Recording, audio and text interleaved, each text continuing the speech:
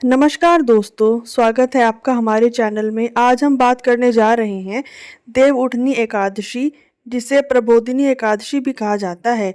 ये एक ऐसा दिन है जब स्वयं भगवान विष्णु 4 महीने की योग निद्रा से जागते हैं।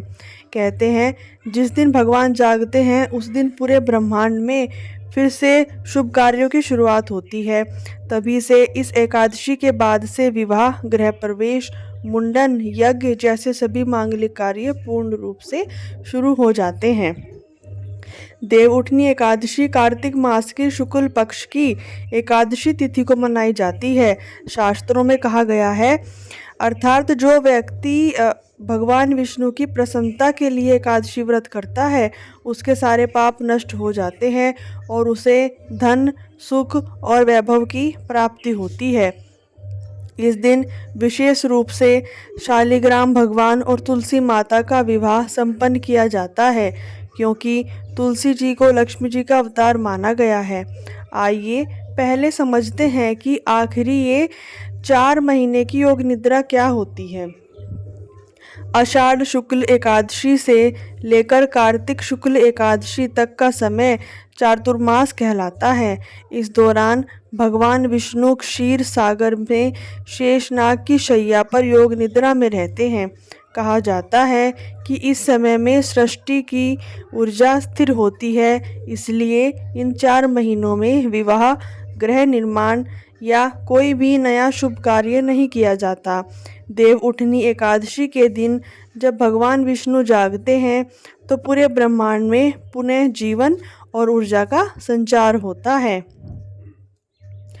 पुराणों के अनुसार एक बार भगवान विष्णु ने राजा बलि को वरदान दिया कि वे सदा उसके लोक में निवास करेंगे। राजा बलि बहुत महान और दानशील राजा थे, लेकिन उसके अहंकार को शांत करने के लिए भगवान विष्णु ने वामन अवतार धारण किया।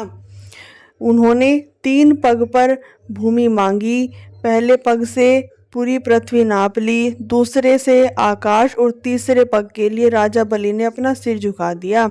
राजा की भक्ति और समर्पण देखकर भगवान विष्णु प्रसन्न हुए और उन्होंने कहा, हे बलि, मैं तेरे लोक में निवास करूंगा, परंतु हर वर्ष कार्तिक शुक्ल एकादशी को जागृत होकर तेरा दर्शन करूंगा। तभी से इस दिन को देव उठनी एकादशी कहा जाता है और इसी दिन भगवान विष्णु पुनः लोक कल्याण के लिए सक्रिय होते हैं। इसी दिन तुलसी विवाह का भी बहुत बड़ा महत्व माना जाता है। कथा के अनुसार तुलसी जी पहले वृंदा नाम की देवी थी, जिनका विवाह असुरराज जालंधर से हुआ था। वृंदा अपने पति के प्रति अत्यंत पतिव्रता थी और उनकी तपस्या के प्रभाव से देवता भी जालंधर को पराजित नहीं कर पाए। भगवान विष्णु ने ब्राह्मण रूप धारण कर वृंदा की परीक्षा ली। जब वृंदा को सत्य का ज्ञात हुआ, उन्होंने भगवान विष्णु को श्राप दिया, आप शीला बन जाएंगे। वृंदा की मृत्यु के बाद उनके शरीर से तुलसी पौधा उत्पन्न हुआ। भगवान विष्णु ने उन्हें वरदान दिया, हे तुलसी, तुम मेरे बिना अधूरी हो, इसलिए कार्तिक शुक्ल एकादशी के दिन मैं शालिग्राम रूप में तुमसे विवाह करूंगा। इसलिए हर वर्ष इस दिन तुलसी विवाह का आयोजन किया जाता है।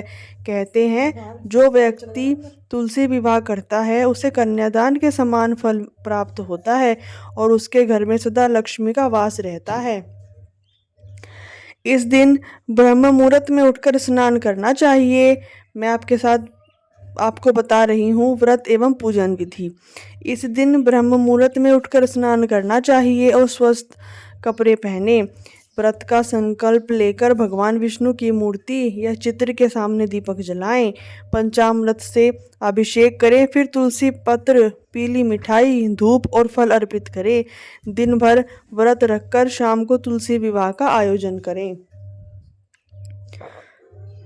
संगीत, शंखनाद और मंत्रों के साथ विवाह संपन्न करें, फिर आरती करें और प्रसाद वितरित करें।